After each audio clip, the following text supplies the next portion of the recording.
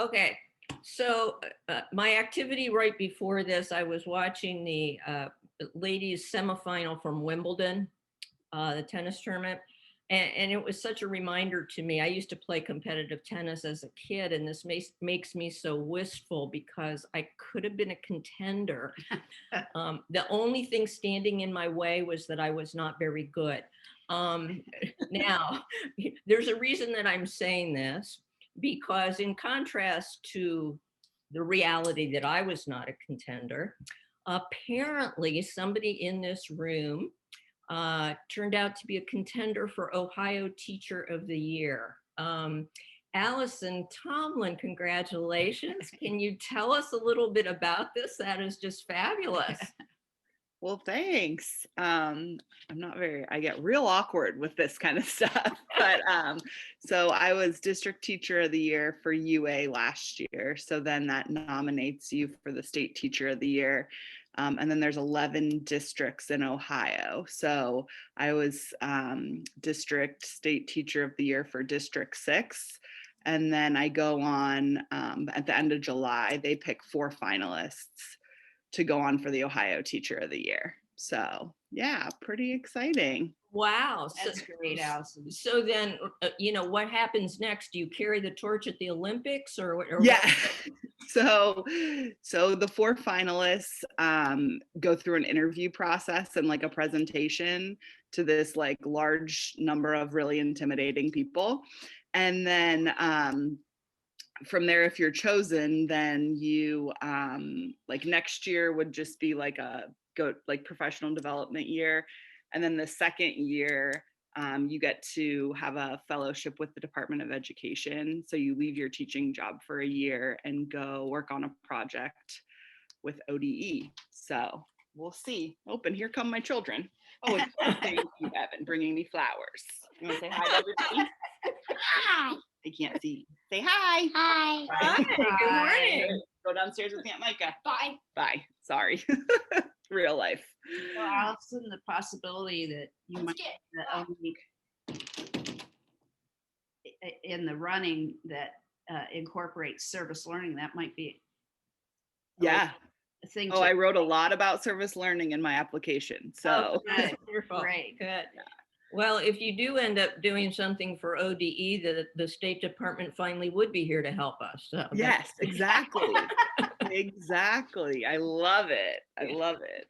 Well, congratulations. That's Thank you. fantastic. We wanted to start out, make sure that you all don't have any transitional questions from last week or from the work and reading and attempts with the template that you've made in the past week. So anybody have anything that you need to raise before we jump in here? All right. Hopefully you had a chance to either take a look at the video with Leah and Kim, or you read the model project Build a Boat, or you did both. But we'd like to get a few reactions to that before getting into new content today. So I saw some definite nonverbals of people who took a look at Kim and Leah. What were impressions that you took away from that? What did you learn or think about as a result of listening to the two of them? Yes, go ahead, Beth. I just wanted to say it was really interesting to me how it was not only across grade levels, but across abilities of students that were participating in the service learning. I really loved that it was special needs and young elementary, and then middle school and high school, and the age. It was just fabulous. Everything that they had done. So, thank you.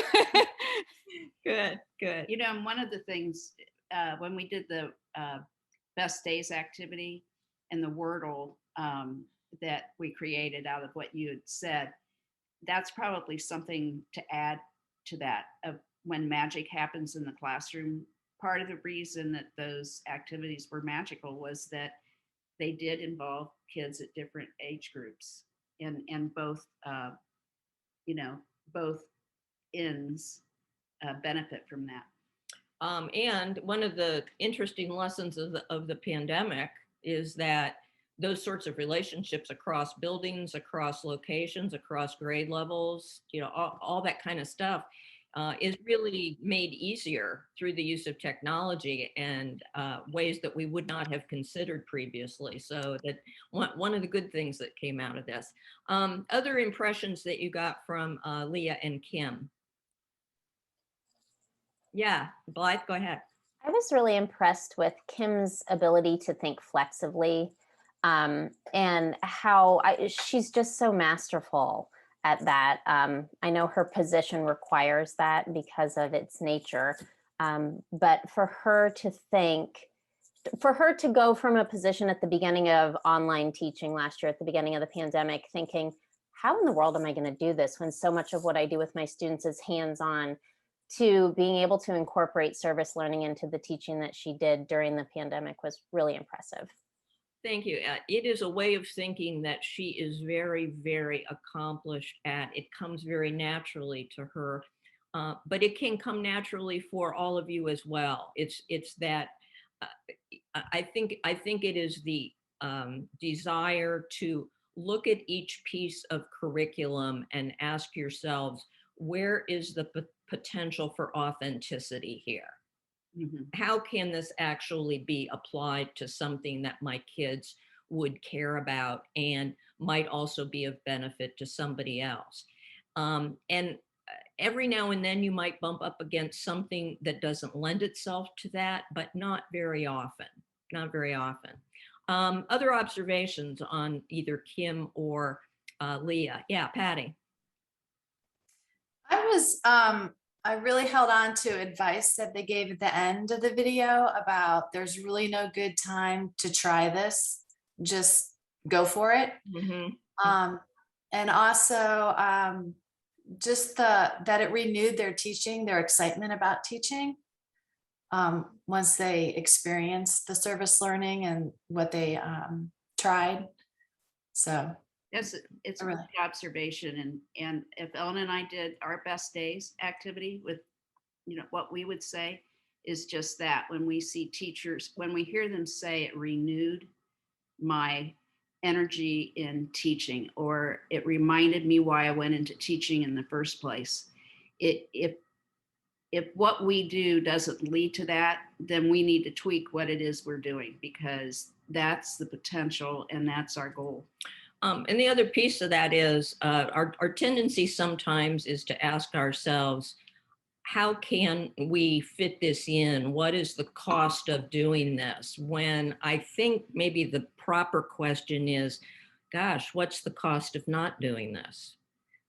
If 100% of your kids are engaged all the time, then you're fine. I guess you don't need to do anything. But if there is room to improve upon student engagement, then our job really is to ask ourselves, what are the ways that we can make a difference in that gap? And this is part of the answer, I like to think. So great observations. Did anybody have a chance to read Build a Boat? What'd you think about that? Colette, go ahead. What is it that you liked about that? I was really impressed with those 8th grade students, how they all came together. They were so passionate. And, they came together to build a boat for that community in India that was hit hard by the tsunami. So it wasn't just learning about social studies and science, and it was actually them making it authentic. And they exceeded their fundraising, had leftover money then to help with the daycare. Like, it was just so real. And very passionate. I just love that story. Yeah. They really made it personal. That is one of our most, I think, favorite examples of teachers and kids figuring out something real and symbolic that could happen alongside the fundraising. Kat, was there anything you'd like to add? I really enjoyed it, but it more kind of got me thinking, because it's in a sense, like, I feel like a lot of us, like, raising awareness, which was probably what most people would have done in that situation, without community partners and resources, it's almost like well, I don't know what else to do, so let me tell other people and they'll do something. Mhm. And so I saw that, like, through this learning experience, they learned how to not just be the type of people who have to go to other people and hope that they'll do something, but they actually learn about small, meaningful things that they can do. So I thought that was really powerful. Thank you. Thank you. And for those of you that haven't had a chance to read it, you may wish to do that down the road. Was somebody else's Jeff. hand up? Jeff, go ahead. Yeah, I'm sorry, I have a cold. I'm not going to sound very good. I was struck and impressed by how the project was a fairly straightforward one. It was raising money, but for a very specific purpose. And as I went back and I reviewed my my notes from session 2 about what I want my service learning project to be about, I wanted to have a memorable hook. I wanted to have a long-lasting impact. I wanted to provide socio-emotional engagement. This was a relatively straightforward service learning project, but it was school-wide and it was incredibly engaging to children. And then they could see the impact that it had in a very tangible and meaningful way. And each one of the kids that participated on this project could come away feeling as though they had actually improved a small corner of their world. And they'll be able to remember that forever.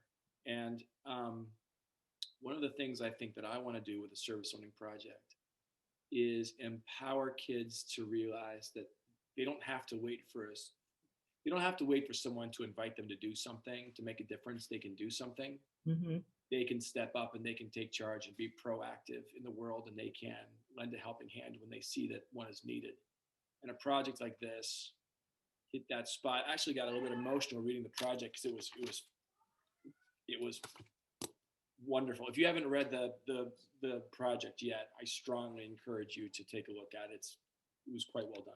Yes, thank you. Those are such great observations, everybody. And I keep being remembered of the fact that kids don't have to get on a bus and take a field trip somewhere to become emotionally engaged. They were never going to meet the guy from India, the family. And they didn't leave their classroom, and yet they were so emotionally engaged in this issue. And that's the mark of a great teacher who can make something come alive to the kids and help them, as Jeff said, feel like they don't have to be invited in to make a difference. They can take action to do something, and it's just as meaningful as if they'd gone down to Mid-Ohio Food Bank. Anybody want to add anything on either of the two things that you were viewing or reading before we go on? Fabulous, thank you. Okay, so today, of course, we're going to reinforce the model a little bit more as we go, but in particular, we are going to take a look at how we might consider integrating multiple intelligences throughout the service learning process, and also how we might make the most of reflection. And so to introduce both of these ideas, there is a project video that we're going to have you take a look at. It is not technically a service learning project. It is a PBL project. However, we'll talk at the end about how you could, if you were the teacher, take this same project and go one step further and create a service learning piece from it, because you easily could. But I want you to, as you're viewing, and you're going to want to make a few notes here, because there are several things we'd like you to look for. All right, first, I'd like you to keep track as best you can of all the authentic products that kids create through this one project. There's a bunch of them. And that will stand for your what question. We're teaching about reflection through this. And so the easiest way to get your arms around reflection is that there's a what component where you're asking kids to kind of fix again on what it is they've been doing. There's a so what component where you're deriving meaning from what's been happening. And then there's a now what in terms of what could come next. Okay, so your what question, as you look at this video before we reflect, has to do with the authentic products that you see. Okay, so your so what question is, what impact do you think the project has on the students academically and also in terms of their social emotional learning? What do you think is the significance for their growth? Okay, so they did all these authentic products, but so what? Okay, what is the impact on them? And then your now what question will have to do with how could they have taken this one step further to have made it service learning? Okay, and accompanying that, what lessons do you have for your own professional practice as you watch this particular example? Now, the video is very homemade, so please do not expect the professional level that has gone along with some of the other ones that you've seen. The teacher, you know, they made this at the school. It's very, very simple, but it's also very interesting. And as a first way of looking at multiple intelligences, when you're thinking about the impact on the kids themselves, think about the different strengths that you think you see in these kids, because they are not all the same. Kids are never all the same, and these kids certainly are not. They're drawn to different parts of the experience. Okay.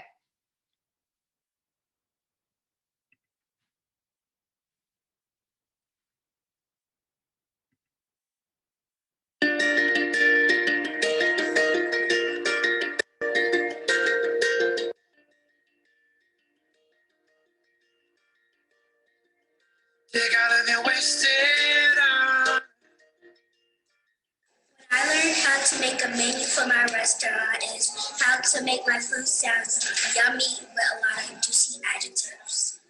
When I made my menu, I learned how to insert text boxes and insert pictures. I learned how to get other menus for reference so that we'd be able to make our menus and get from other menus.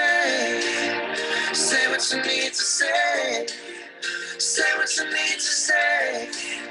Say what you need to say. Say what you need to say. We also learn how to write grant letters to get money for our restaurant.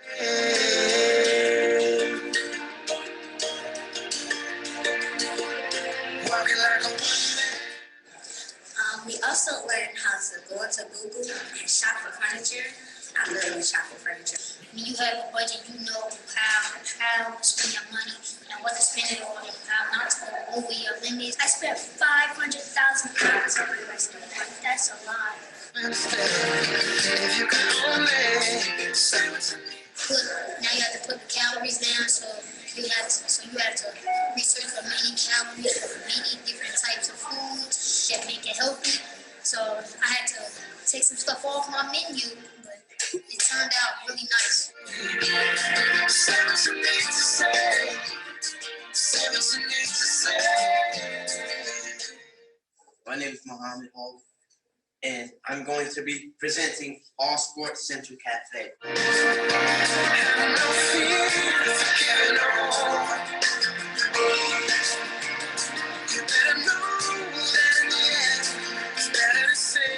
I think it's important because when you go to college, and you have to present stuff, making our prezzies is probably the best thing I've ever learned because it's so different from using a PowerPoint because you're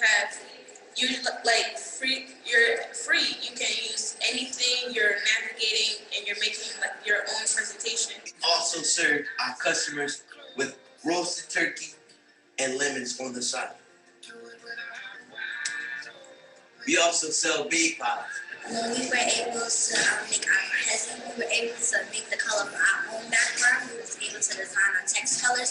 We were also able to put pictures anywhere we want of our restaurant, our drinks. We were also able to make it sound like having juicy adjectives. People, they will be amazed at what you can do. Public speaking and for children, that sometimes it feels like you don't have a voice in anything.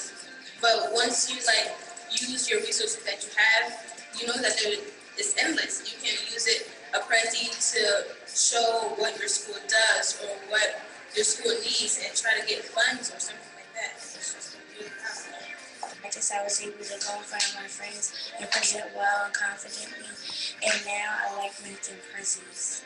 I don't have to follow anything else. I don't have to use like the certain things that they have up there. I could make my own thing. Actually have fun and like still be doing work. And, like this might be something I might want to consider in college. I might be a video game designer. You never know. Place with good music and great food. Whoa! It's called the Hip Hop Grill, and it's a real punch. Good food. Oh yeah. How come we never heard of this here? Hibbity happy green. The Lord will use possibly gators. Yeah, that's right. So where is this place located at?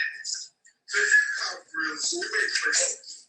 It's amazing with great food. It's really good for family karaoke nights on Wednesdays, Tuesdays, every night except Saturday. Saturday night is live entertainment. Fortunately, that costs extra. We have to pay off. The Hip Hop Grill is located right there to your left, my right. If you look from my left, your right. You look right there, see the big, beautiful red sign that says Hip Hop Grill. Come check it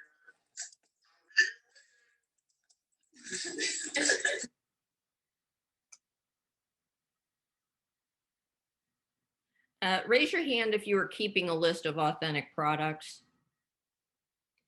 Okay, Ariel, read us your list, and everybody else look at what you were keeping track of so that if we need to add something, we can add something, but run your list.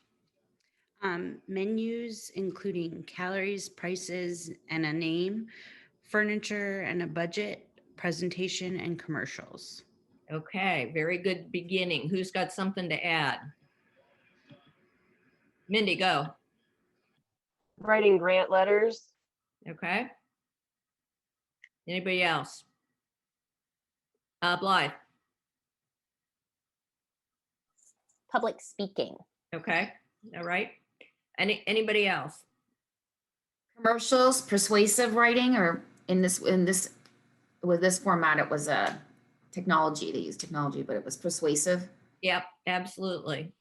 And mastery a spreadsheet went by because they were using the spreadsheet for several of the things, the business plan that had to accompany the grant letter, as well as the menu with the calories and so forth. All right, now that's a whole lot of interesting and useful stuff, don't you think? All right, so as you were listening to the kids and thinking about the impact on both learning and social emotional development, what comments do you have about what difference this made to the kids?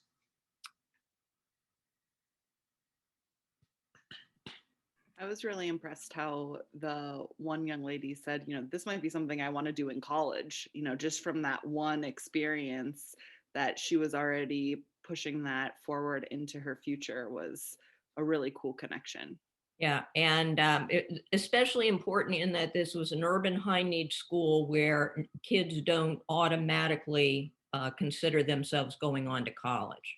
And so building that sense of aspiration was really critical. And that's, Allison, I'm glad you said that because we don't talk a lot about the career development implications of service learning.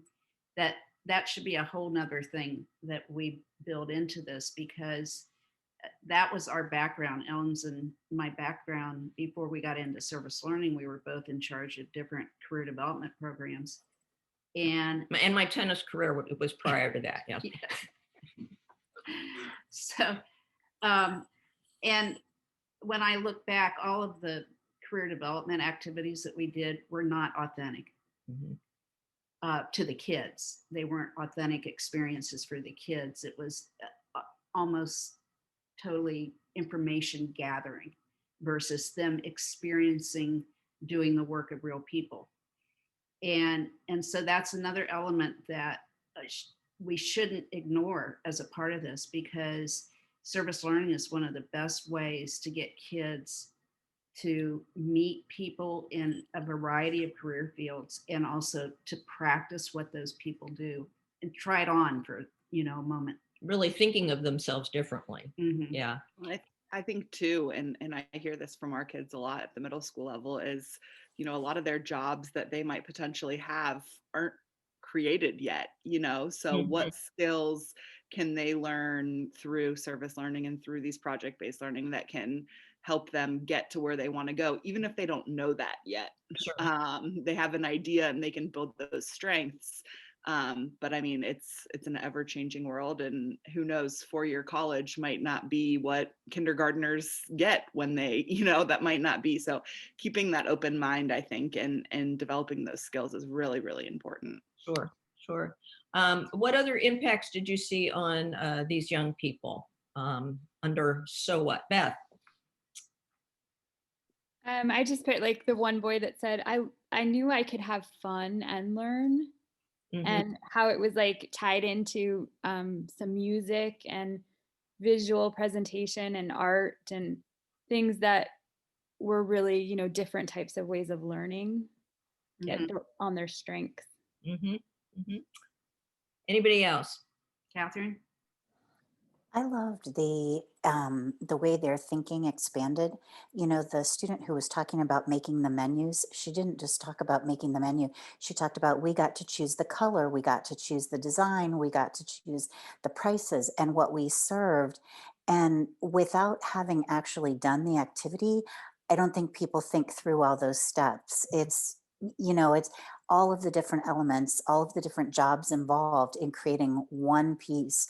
I think the students involved just have such a deeper appreciation of that, and talk about that whole idea of exposing them to multiple different careers to do one task. That was a great example of that.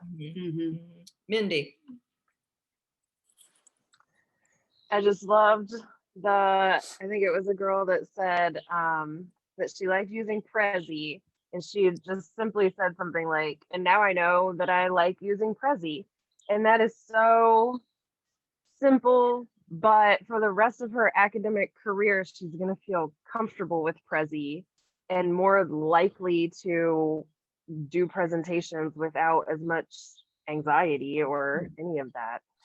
Absolutely. That's a great point too. And it's sort of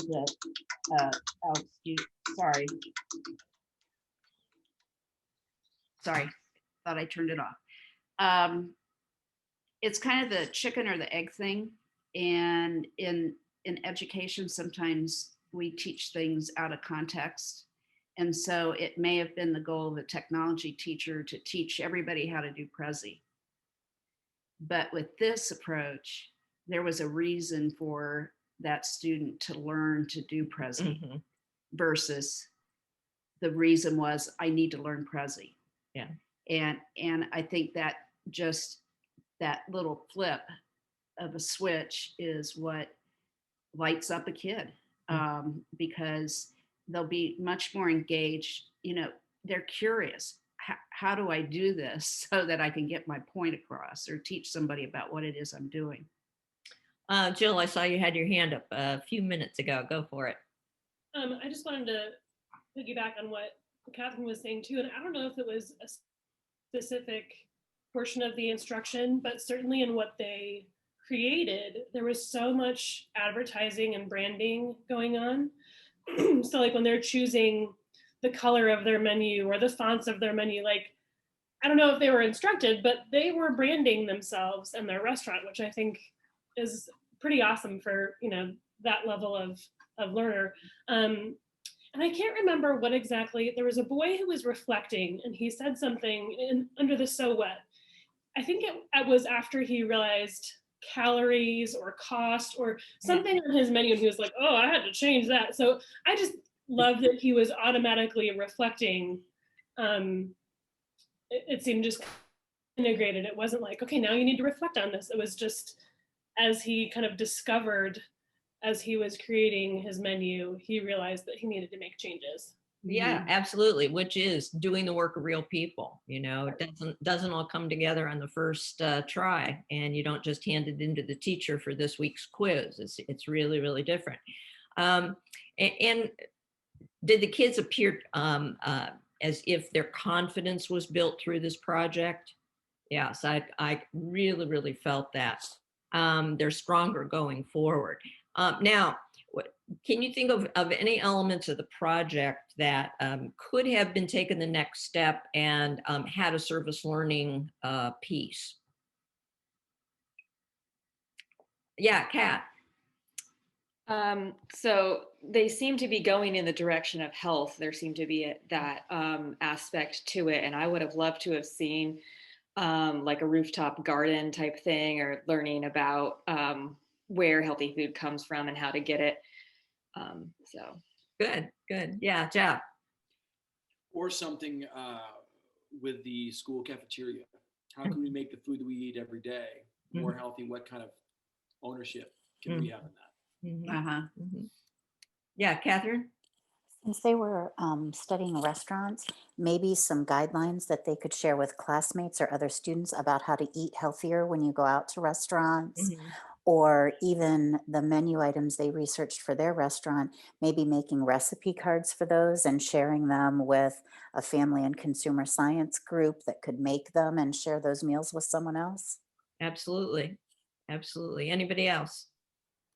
I was just going to say, along with all those ideas, just like with their Prezi skills that they learn, just teaching it to younger kids, like it could be about like, the healthier choices in the cafeteria, or, choices to make when you're going out to a restaurant, and sharing those skills with younger grades too.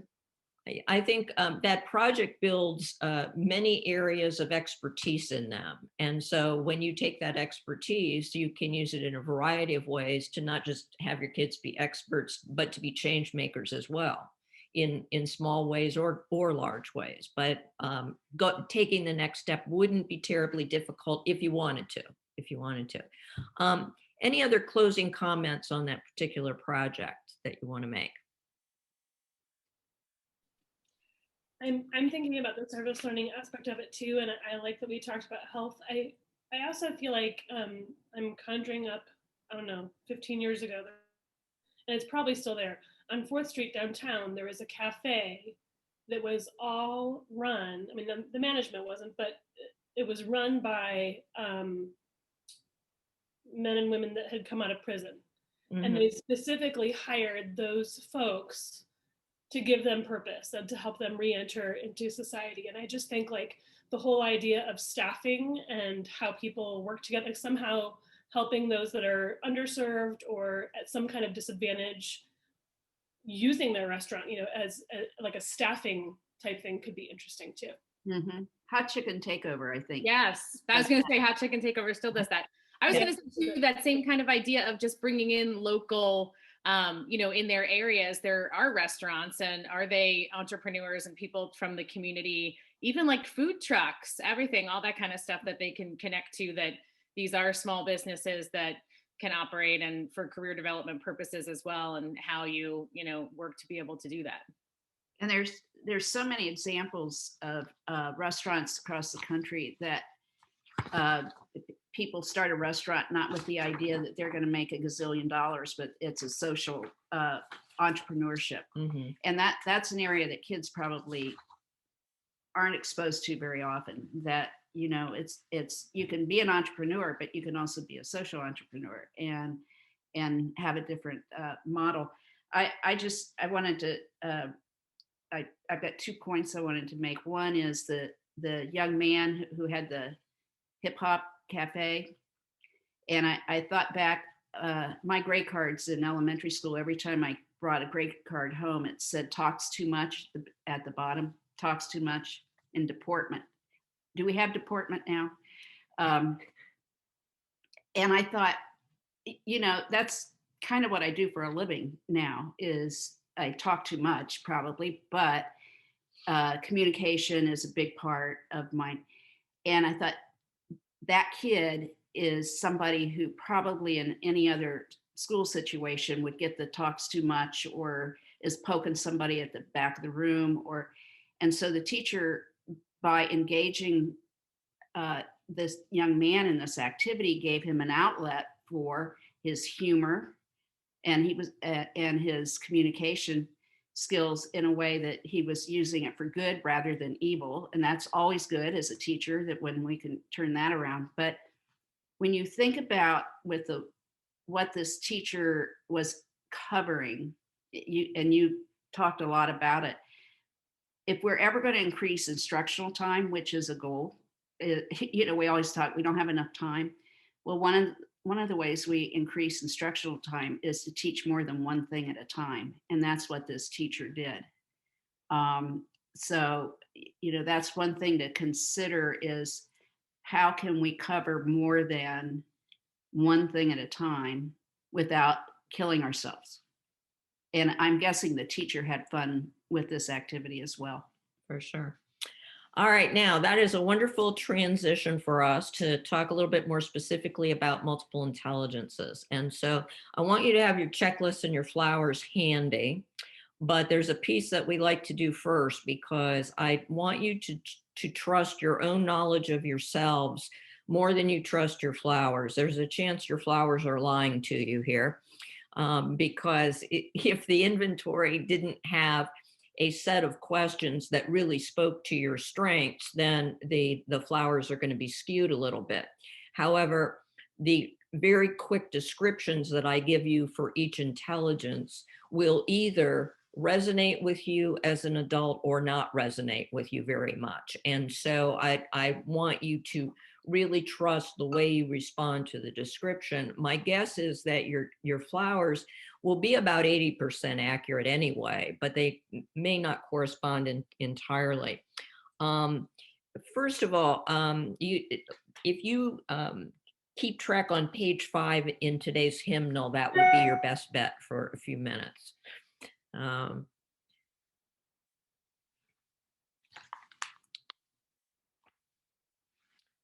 Now, as the sheet indicates, the theoretical work for multiple intelligences, as all of you know, I'm sure, was done by Howard Gardner at Harvard, the Michigan of the East. But the person whose work you would really want to consult for classroom applications is Dr. Tom Armstrong. So if this stuff intrigues you and you want to know more about how to hook it to your teaching, it's really Tom Armstrong's work that you ought to look into. Okay, so Gardner did this work partly to be thinking about teaching and learning, but there really is a larger purpose here, which is to answer the question, what are the different types of strengths that have been needed to move the world forward? This is about human history as much as it is about education. And so part of the question was, gosh, is the world making progress just because people can work with words and numbers, or is there more to the story? And so the theory of multiple intelligences is really the rest of the story.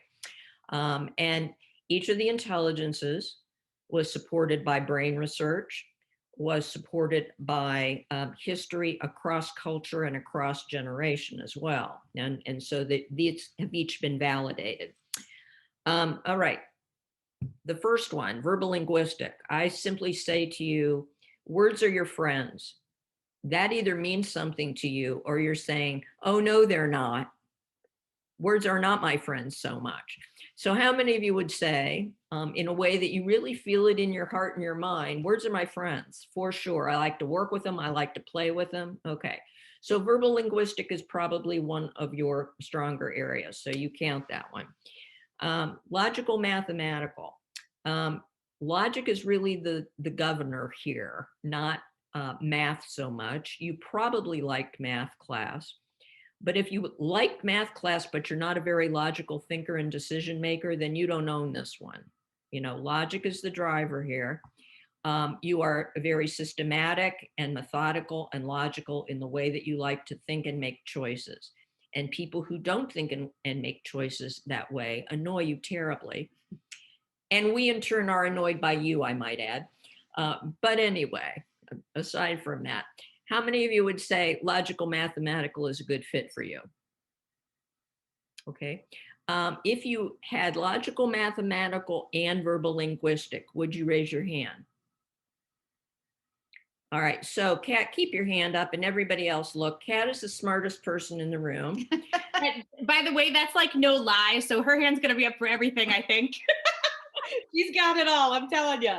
Well, that may be, but the bigger point here is not about Kat, but about the rest of us. The world does not understand the rest of our magic if all that happens is you count verbal, linguistic, and logical, mathematical, and you don't count anything else. And intelligence tests, college entrance exams, etc., were for a long, long time, and mostly still, heavily weighted in those two areas and not very responsive to the rest. And so we're going to unveil the rest of your magic here. Okay, visual spatial folks, think in images, you think in pictures, you look at a road map, it probably translates to real topography for you, that there's some connection there. And you are a so-called visual thinker, you think in pictures. How many of you would say you're like that? Okay, Kathy definitely is, okay. All right. Musical. This one does not mean that you have to be a concert performer. It does, however, mean that you automatically know what's on and off key. You automatically know what's on and off rhythm. And you build music into your life in a very significant way. That's more than, oh, I like that thing that's playing in the elevator. This is, I got the music in me, and I need it around me. And that is a part of who I am, okay? How many of you would say that was a good description, okay? So count musical. Bodily kinesthetic. This is more than, yeah, I like to go to the gym. That's really fun. This is, I am accomplished and drawn to expressing myself with my physical movements. I like to and can create things with my hands, especially. This is about the body as a form of expression and the hands as an instrument of creativity and creation, okay? So dancers, really accomplished athletes, actors, craftspeople are the folks that they're talking about here if you translate it into occupational stuff. How many of you would say bodily kinesthetic is a fit for you? Okay. Intrapersonal and interpersonal. I'm going to distinguish them, but I'm also quick to say many of you might be both. Intrapersonal is the accurate sense of your own thoughts, feelings, goals, etc. If you are highly intrapersonal, you are probably very reflective. You either keep a journal or you do something to systematically reflect. You're a natural reflective individual. You tend to think a lot about your own experiences, try to analyze them, and be in touch with who you are and who you are becoming. Who does that sound like? Okay. Interpersonal, which you may also be, is not just about being chatty. Interpersonal means you truly have an accurate sense of the feelings, thoughts, experiences of the other person. So as a result, high interpersonals are very good listeners. You may be a good talker too, but people who are good talkers to the exclusion of being really great listeners are not high interpersonals. They're just extroverts, okay? Interpersonal is a little different than that. How many of you would say interpersonal fits you? Okay, and put your hand back up if you were both inter and intra. Okay, several. Naturalist is described by the word itself, affinity for the natural world. You care about the environment. You have a connection with plants and animals that maybe some other folks don't share. An interesting characteristic in this group too is that folks like to classify things. That kind of goes hand in hand with classifying things in the natural world by genus and species and phylum and that kind of stuff. These are the people who are loving the natural world, and when they come inside, they alphabetize their spices. So it's that kind of thing. How many of you would say at least some of that description fits for you? Okay. And finally, existential, which is not yet fully endorsed because the brain research is not complete. But existential folks are the folks that ask the big questions of the world. Why are we here? Is there a God? Why is there war? Is there life on other planet? Why can't we create a better cosmos? And so that built-in wondering about the world and in essence worrying about the world is what this describes. And Gardner says, if I don't have this intelligence or something like it, then I don't know where to put the philosophers and the clergy and the people who want to save us from ourselves, essentially. And so it's that big picture wondering sense.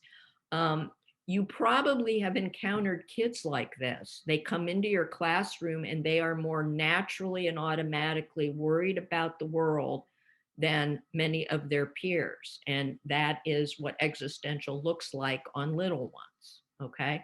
How many of you would say you are existential? There often are a lot of existential folks in service learning classes because, you know, you come forward wanting to look for answers and solutions, okay? All right, now, normally, Gardner would say, you probably have 3 or 4 areas that feel stronger to you. If you have more, and if you have all, like Katie said Kat might, you are either really versatile or maybe have delusions of grandeur, who knows? No, that's not true, the delusions of grandeur stuff. I'm just kidding about this. Gardner really encourages folks to understand that the world calls upon all of these in different circumstances. So in service to young people, it is important for us to give them experiences around all of them, but to also recognize that as evolving human beings, they probably have some areas that are more naturally strong for them and comfortable. And so we want to honor those, but we don't want to deal with those exclusively. Is that a clear point for everybody? Oh, Can I jump in and add something real quick? please. So because this is slightly awkward. I actually studied with Howard Gardner. Oh, so wow. And we talked a lot about stuff like this and the idea that, I mean, my best way of understanding the metaphor for how brains work right now is that, in a sense, like my way of saying it, this is not scientifically accurate, but it's a good picture, is that, like, in a sense, like you have a fixed number of neurons unless there's something really wrong with your brain. You have a fixed number of neurons and it's a matter of where they go. Mm-hmm. And so, like, for example, somebody who might be considered a prodigy in one area, they probably don't have many neurons in the other area. So you kind of get a really elevated skill and everything else is down here. Whereas people who feel good in all areas are kind of more medium in all areas. And that has been very characteristic of the way that I felt. And actually, and a lot of this can also be taught. And, you know, he talks a lot about niche finding and how there are those kids who find those niches. But if you have an interest in something you're not good at, you can get better. And they talk a lot about the cost of learning and how as you get better, neurons are going to be pulled from other places. And it's going to even out. But I have seen that, like, a lot of the places where I'm like, yeah, I'm good at that now. I don't think I would have been good at it if I hadn't taken classes and really developed it. So it's all of that. So first, so there are kind of 2 points. Is one is you can develop things you're interested in that you might not naturally be good at.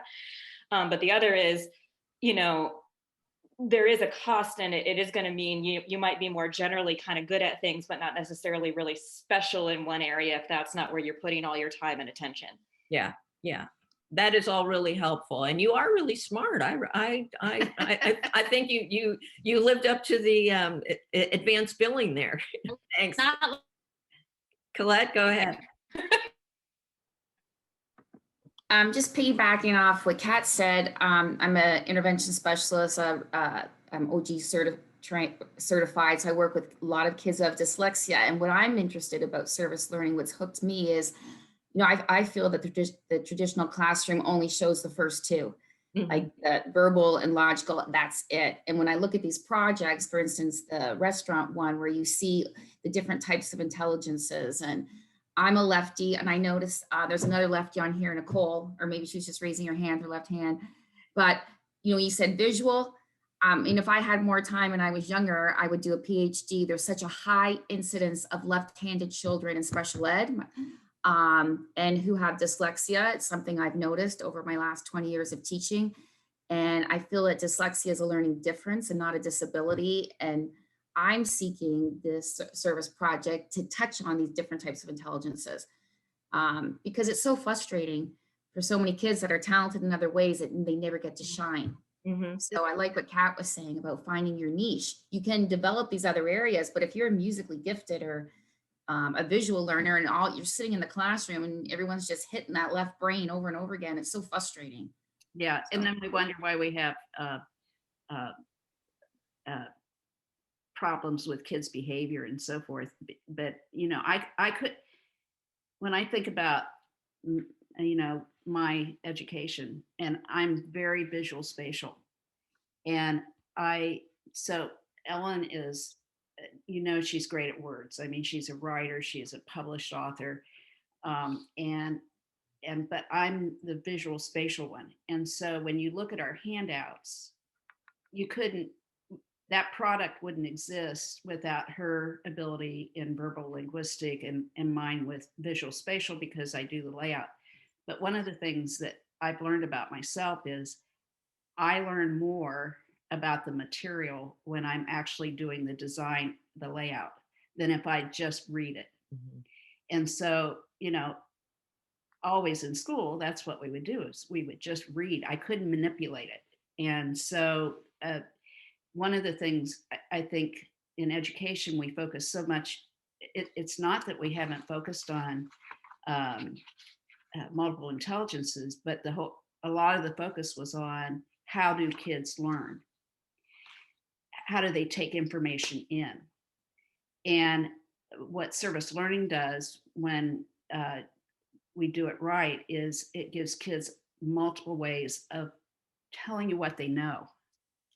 And you'll see kids of varying levels of ability who do amazing work, but the kids, like you said, Colette, if you're only hitting that left brain, you don't know what the right brain person actually has learned from the situation. And if I could do one thing different in that restaurant project, and maybe they did it, I just can't tell in the video, is I would put the kids in design teams. And so that they could have learned everything that they learned, but they could have also had experts in the different, if you had a kid who loved the furniture design, working with the kid who loved to do prezzies, the final product would have been different. Yeah. I think that's the other thing, is that we talk about like capitalizing on gifts and talents in service learning, which we do a really good job of. But as I've been like reflecting on some of the projects we've done over the years, I also love how some kids get completely uncomfortable by doing something they would never do. And that's another way that we like push them out of their comfort zone. And quite frankly, we push the teachers out of their comfort zone, because I don't think there's one project like this that you take on that you feel all the parts and pieces of, or you feel prepared for, yet they're worth it in the end. But it also, it pushes us as well. Yeah, yes, absolutely. In working with kids and making a conscious effort to incorporate multiple intelligences, it is really so important for the kids to understand that we are all works in progress, and they especially are. And so they're only going to feel comfortable or uncomfortable based on what their level of experience has been so far. And so by continuing to provide rich experiences, they're going to grow in those areas, but also have a better realization of where their strengths actually lie. So, you know, if we are thinking that we know what the strengths of a second grader are, we can probably tell some of that young person's strengths, but that kid has a long way to go in terms of experiences that they're exposed to and what their ultimate development might be. So, you know, that if we ever use inventories with kids or activities to help them identify their areas, they should understand that this isn't fixed. This isn't a forever thing. This is where you are today, and isn't this interesting? And it does, though, help to change kids' views of what it means to be smart. And that's another of the things that we like about this, because trust me, if I walked into your classrooms first day, well, not first day because they'd just be getting to know each other. If I'd gone at the end of the year and asked them who the smart kids were, they'd have had an opinion about that. And it wouldn't have been based on a very big picture, I'm guessing. So. Yeah, I'm thinking that the first graders in the Iditarod project did view the high school kids as being smart in certain areas. And so it changed their view. I just want to say one last thing on this before we leave it, but the focus of our discussion has all been on the kids, multiple intelligences. But I also want us to think about ourselves as teachers and the way school is structured. So often you are a classroom teacher, you walk in, close your door, and you are on your own. And you might be able to do some planning with your grade level team. But if we could start to look at schools being organized around design teams that are flexible and have everything to do with what you're trying to accomplish, not just that I'm a third grade teacher and I'm going to plan with other third grade teachers. We mentioned a little bit that we've got a summer collaboration project going on with Upper Arlington this summer, of which some of you are participating in that. And one of the things that we really tried to stress, not everybody's on a design team, but most people are working with other people who aren't just in their grade level or in their subject area. And if we could get schools, what we try to do is help teachers know how to implement service learning as high quality instruction, but we also need to look at how schools are designed in the way we create work products in education. And so you all have different strengths, and when those could be shared with others in your building or across different schools. Before we leave, I want to leave a few minutes, not right now, but where's Nicole? Oh, Nicole. I want Nicole to say a little bit about conversation between emails that she's had with a teacher in a whole nother school building, school district in the last day. So before we finish, I'd like you to talk a little bit about that. Okay, before we go to the next piece, I want to make sure that you see in your materials right after the checklist that we were using as a point of reference just now, on pages 6 and 7, there are some examples of reflection strategies that accompany the various intelligences. Please don't forget about this resource or the other reflection packet that we have included in Google Classroom as you're developing your project plan. Make sure that, and when you're anticipating how you'd like kids to reflect throughout the whole project journey, that you use a variety of strategies, that you allow a variety of forms of expression so that this is supported. And the things that are listed as reflection activities might serve other purposes too. You might use them in other portions of the cycle besides just reflection. But we especially like to make sure MI gets considered as a part of that. Do you have any questions in that regard? All righty. here's the way the rest of the session is going to go. We've got a video to share with you that is very reinforcing, that I think you'll find really interesting. And from there, we're going to put you in breakout rooms for a good while to talk about all the stuff that's been flowing today and also about your ideas. So the video, it captures some very recent research that was done on PBL.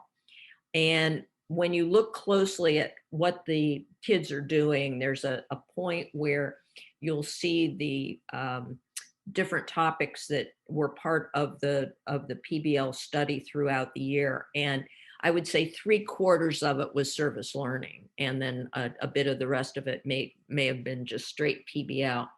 But they are setting out in this research study to do very strict experimental and control work, where there were a large number of classrooms involved in the experimental group where they were doing elementary science through PBL, and in the control classrooms that were equivalent in terms of socioeconomic and ability and all the things that you have to control for. There was no PBL intervention. And so it's a really interesting comparison. We think you'll find it good.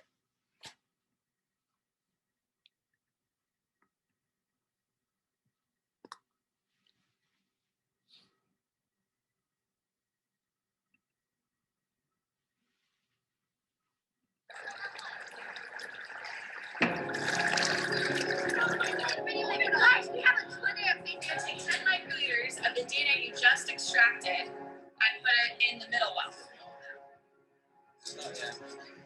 We have evidence from many, many studies that students who engage in authentic learning and inquiry-based learning do as well as others on standardized tests and do much better on real assessments and real tasks of critical thinking and problem solving that are going to make a bigger difference for them in the long run, in school and in life. Today we're working on our final models, assembling the parts that you've cut out. And if we can't get it straight, we can just sand it a little bit. Yeah. So there are many aspects of what goes on in a well-designed project that deepen understanding, that open up the brain for learning, and also create connections that will allow that learning to be transferred to new situations. Go ahead, guys.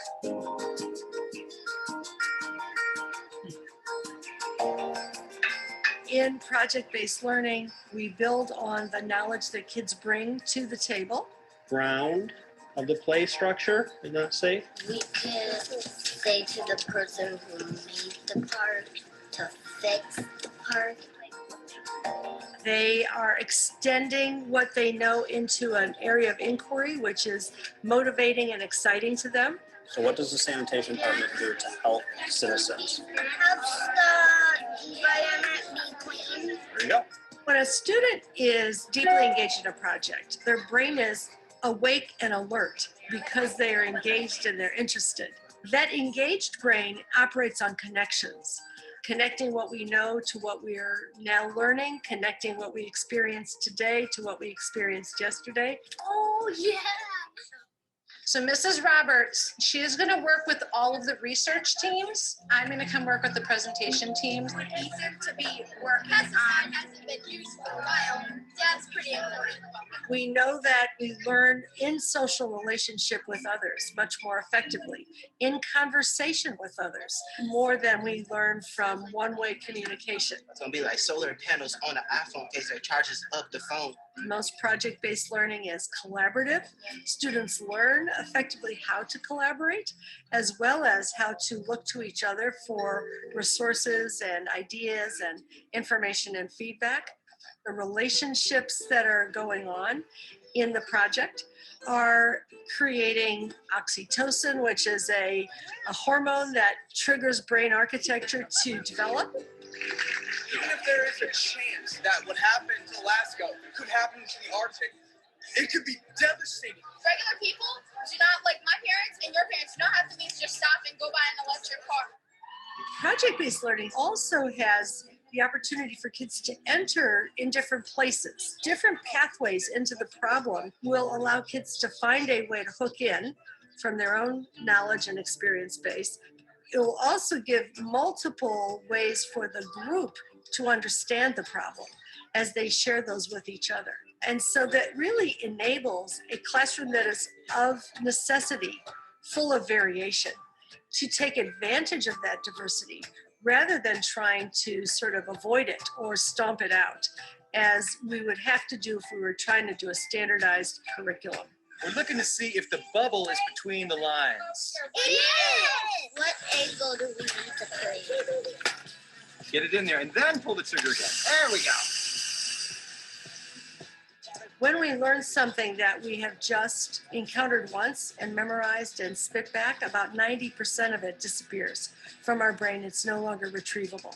So a lot of school learning is not actually accessible to us as adults later on. Real and genuine knowledge is transferable knowledge. It's the kind of understanding that you can use again in a novel situation.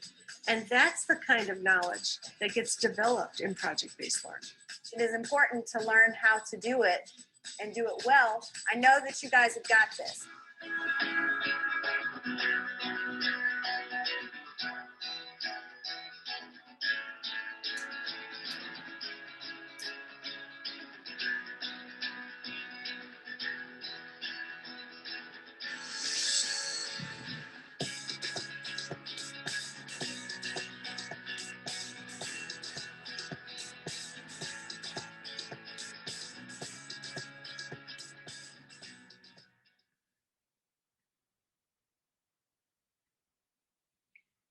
Okay, I want you to take a moment and I want you to jot down in your own notes one or two of the most important ideas for you personally from that video.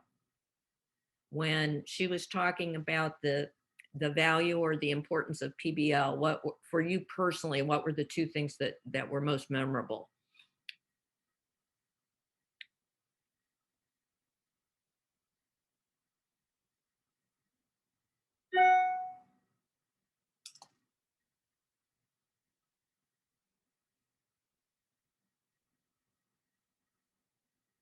I know I tried to memorize what she said, but I forgot 90% of it.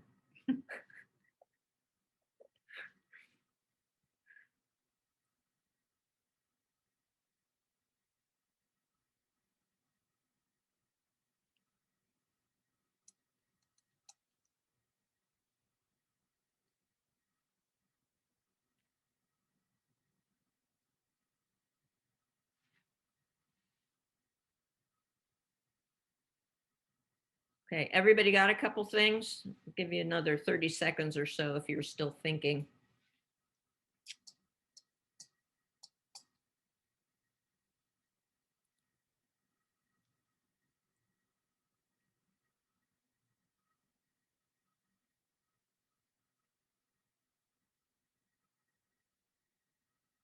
Four groups of four, I would say, for breakout. Okay, we are going to put you in breakout rooms, and there are a couple things that we'd like you to talk about. One, I think it would be interesting for you all to share your items from this past video and why you thought that was important. And then once you've had a chance to do that, if you would share with each other a project idea that you are currently considering, and the feedback that you would give one another might have to do with how your project could tap into several of the multiple intelligences, so that you begin to practice thinking about applying that idea through reflection, throughout the project as well. Any questions that you have about the breakout? Okay, so it's sharing impressions from the video and also talking about project ideas and implications for multiple intelligences. There are, by the way, two other videos that go with the one that you just watched, and one focuses more closely on the research from the elementary project, and one focuses on the data from the high school AP comparison, which was fascinating. So we will make those available to you in Google Classroom so that you can look at those as well. Okay. How many minutes? Let's do about 25 minutes. I think you need a while, and you need a break from us, that's for sure. Hey, everybody. Welcome back. All right, let's get a highlight or two from your discussion. So what was that experience like? Describe the content and value of your group discussion. So good. Say some more about that. I really just enjoyed the ideas and helping fleshing them out with the other people that were in my group, and thinking of driving questions and talking a little bit about how we can meet the multiple intelligences. But just doing a service learning project, that fact alone helps meet the multiple intelligences for everyone. Yep, it can. If you follow the natural course of the plan and then see if there are any gaps you want to fill in, that will certainly work. Somebody else, what was your talk about your group experience a bit? One of the things that I loved in listening to the other projects and the feedback is just how collaborative things can be across districts. And, we were laughing about, oh, I want to be a part of your project. I want to come and see it. And what an incredible professional development opportunity to talk to our administrators about, hey, I know this teacher in another building or another district. Can I go watch for an hour? Because the cost would be a partial day sub maybe, but if we as adults drive ourselves and go and take notes and bring back and share with our own school community, hey, this is something that I saw in action, what a cool opportunity that could be, and a really low cost but really great professional learning opportunity. I love that idea, and I encourage any of you that like that idea, when you do your evaluation form at the end of the course, to include that as a suggested follow-up piece, because if we have that in writing from a good number of you, it makes it easier for us to advocate for that as well. That's great. Don't hesitate to remind us to put that on the evaluation, because I definitely want to, but that's a month from now. I will not hesitate to remind you of that, as well as on the continuum, which end is good and which end is not. Yes, we'll help you. Other observations from your group?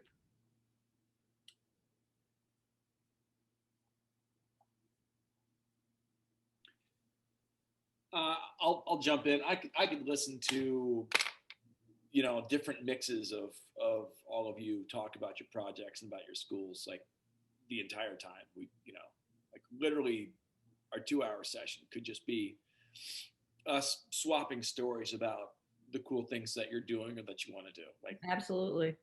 For me, that's the price of admission. And I'm just every time we have one of these sessions, I'm like, okay, breakout room, here we go. Yeah.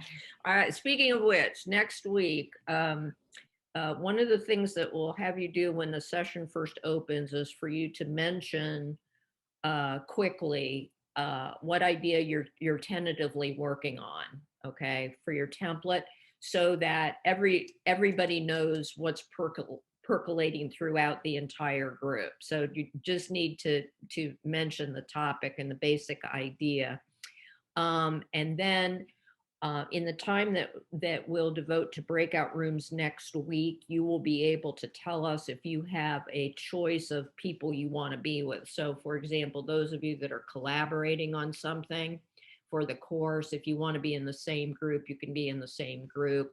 And if you want to be in more of a diverse group across different projects, we can make that happen too. But we'll let you designate your own breakout rooms next week. And we will share with you next week the really quick talking points that will be used when you present your project idea during week 5 or week 6. I think we had said at the front end of this that you ought not panic and think that you had to turn in the whole template by the end of the 6-week period. You don't need to do that unless you're ready. But during weeks 5 and 6, you'll have a couple of quick slides. There'll be a common format that we'll give you. In fact, I think it's already in Google Classroom probably. The talking points that you'll use to share your project idea. And so we'll go over that next week to make sure that that's clear so that people are ready for the concluding weeks of the experience. But I think, you all have moved along beautifully. I hope you feel like you're getting the help that you need so far. If there is any area that you want help with, that we're available to schedule extra Zoom sessions as needed. We're happy to do that. But you seem to be moving along really well and getting a lot from the breakout rooms as well as the large group experiences. So we feel good if you feel good, but if you don't feel good, we need to know it for sure. You wanted to engage, Nicole. Yeah, this is sort of a bandwagon I'm on right now of trying to create opportunities for teachers to collaborate on things. I think it will only help our profession, and I think it will re-energize teachers. But Nicole, let's see, there's Nicole. I want her just to take a minute that she has an idea. I had made a note after one of the sessions that she was interested in composting, doing something around that. And this is an example of things have changed so much. This might not have even been possible or practical a few years ago. But B, the difference it can make when teachers can collaborate with one another in some way. So Nicole, could you just take a few minutes and talk about what happened? And I sent one email and like 5 minutes later, I had an answer, so. Yeah, and I appreciate you reaching out as well. I think it just shows like how important connections can be. So Kathy sent an email to Stephanie Jolliffe, who works at, is it Ridgemont she's at? Yeah. Mm-hmm. And her and her team have done a lot of like different activities around composting, and they have created like so many resources. It's insane. Like she's shared lesson plans with me, choice boards, like a whole Google folder about composting, and just all these ideas. And just she's been emailing back and forth with me about how excited she is to collaborate and how excited she is to share what her and her team have already created. And I think it's an important reminder that like you don't have to reinvent the wheel. And if we have connections that we can share with each other and people who are, willing to help and willing to reach out, that there's already so many resources out there and people that can help us do, whatever it is we need to do or want to do. So, I just think the connection is huge. So, well, and I just a little bit about Ridgemont. Ridgemont is a K through 12 district of about 500 kids total. So some of your school buildings are almost as big as their entire district, but it sits in the middle of cornfields between Marysville and Kenton. So unless you were actually going to Ridgemont, you wouldn't go past it ever probably. But that's where Emmy Beeson was superintendent, and they transformed the school. I mean, if you ever want to see like a Disneyland of schools, what new schools that are built for service learning and project-based learning look like and what the instruction looks like, that's a good place to go visit. But 500 kid school, I think something like 80% of the kids who are old enough to be in FFA and VOAG there are in it. It's like the cool thing to do at Ridgemont, and they win all kinds of awards. So Stephanie is she's the instructor, one of 2 instructors, and she's great, but it's really a K-3 teachers created the curriculum that she shared with Nicole. But the other possibility is Upper Arlington, and I don't think any of our school districts probably have a BOAG program. So her kids can be experts by Zoom, or if field trips ever happen again, but especially by Zoom. And so it's a resource that you might not have access to otherwise. And I want to say something too, when Nicole said you don't have to reinvent the wheel, but what Nicole will do is take the wheel and make it better. She will add her own magic to that, of which Stephanie and the elementary teachers at Ridgemont will benefit from. And so it's great to start with a wheel somewhere, but we're going to all add things. When we do collaborate, it just becomes even greater. So I'm so glad that she reached out, but you could tell she felt like she was going to gain something from it too. She was very excited. Absolutely. Yep. Any other observations from your groups? Okay, so some of you are already signed up to do the summer collaboration opportunity with us. If you're from Upper If you're Arlington. from Upper Arlington. And we just wanted to mention that if there are any of you who have not signed up for that and still want to, it is not too late to get on board. It soon will be, but it isn't yet. So if you still want to consider participating, give us a call. It would, of course, involve the time that you would be compensated for in planning would have to go beyond time spent in the course. But if you want to extend upon your time, or you have an additional idea, the door's still open for that if you want to be in touch with us. Okay? And just so the non-UA people know, we would involve everybody if we could, but Upper Arlington is paying for the curriculum stipends for teachers to participate in this effort. So, but we will share information with any of you who are interested. But it's a great example, when we talk about what can school districts do to make this more systemic and long lasting, this kind of PD in the summer where teachers are designing curriculum intentionally that incorporates service learning, authenticity, collaboration, interdisciplinary works. This is how it grows and continues. Absolutely. We want to conclude with a video that continues to be one of our favorites, and it just is a reminder that by taking existing teaching efforts and tweaking them a little bit, you can magically get service learning, and it's worth it.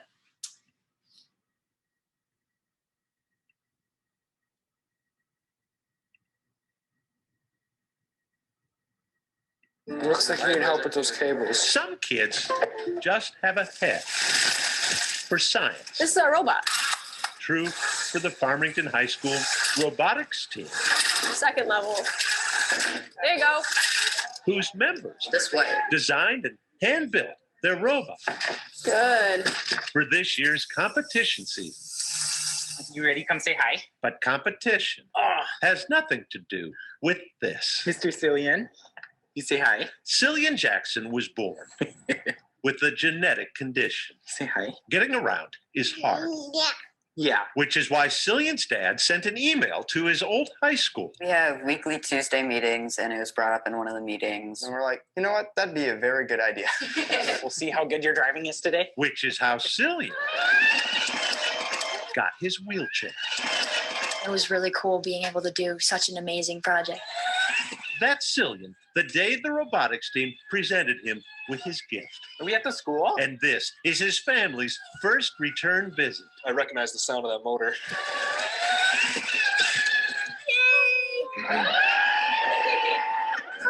They've helped so much. I mean, this really helps him explore like he's never been able to before.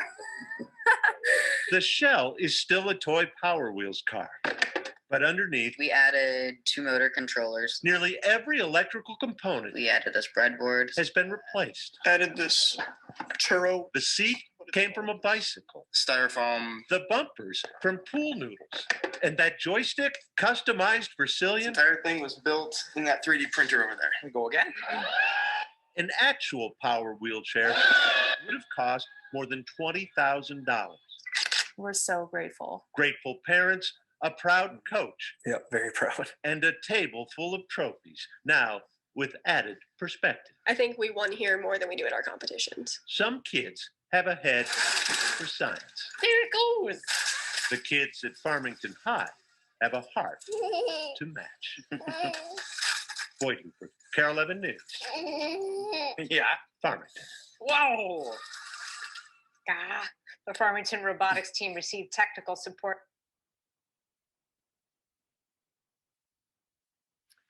If you didn't love that, I don't know why you signed up. No, seriously, any specific comments that you'd like to make about that?